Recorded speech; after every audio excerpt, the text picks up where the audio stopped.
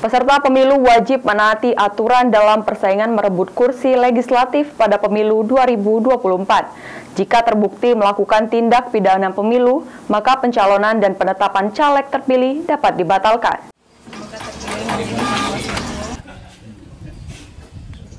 Proses pemilihan legislatif memang belum dilakukan. Saat ini KPU Oku masih masuk dalam tahapan 1 penelitian atau verifikasi dokumen persyaratan 560 bacalek yang diajukan 18 parpol peserta pemilu. Seperti KTP, kartu tanda anggota partai politik, ijazah, surat keterangan sehat, surat dan dokumen pendukung lainnya, bahkan surat pengunduran diri bagi bacalek yang pindah partai. Di samping semua itu, KPU Oku mengingatkan jika para calon legislatif ini benar-benar bersih dan menaati aturan dalam proses perebutan kursi DPRD Oku. Jangan sampai tersandung masalah hukum pidana pemilu dan pidana lainnya, karena hal tersebut dapat membatalkan pencalonan dan penetapan calon legislatif terpilih.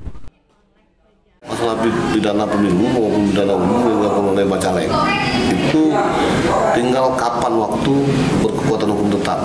Ya, apabila nanti berkekuatan hukum tetap sebelum pelantikan calon terpilih, maka yang bersangkutan bisa diganti oleh partai politiknya karena dipastikan tidak memenuhi syarat untuk dilantik. Tapi kalau misalnya itu putusan hukum tetapnya di atas pelantikan sebagai anggota DPR, maka dilantik dulu. Anggota KPU Oku Jaka Irhamka menegaskan hal tersebut diatur dalam pasal 285 Undang-Undang Nomor 7 Tahun 2017 tentang Pemilihan Umum, di mana mengamanatkan kepada KPU Provinsi dan KPU Kabupaten atau Kota untuk mengambil tindakan berupa melakukan pembatalan nama calon anggota DPR, DPD, DPRD Provinsi, dan DPRD Kabupaten Kota dari daftar calon tetap atau pembatalan penetapan calon anggota DPR, DPD, DPRD Provinsi, dan DPRD Kabupaten Kota sebagai calon terpilih. Itulah sudah lewat DCT, misalnya money politik kan tindak pidana pemilu. Ketangkep waktu hari pemilihan atau mau mana kan? Karena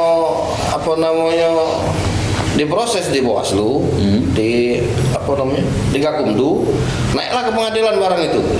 Nah, oleh pengadilan divonis ingkrah bahwa mereka ini bersalah, tadi vonis 3 bulan, entah 4 bulan. Nah, hasil vonis itu di pasal 285 Undang-Undang 7 2017 bahwa KPU harus mencoret yang bersangkutan dari daftar calon.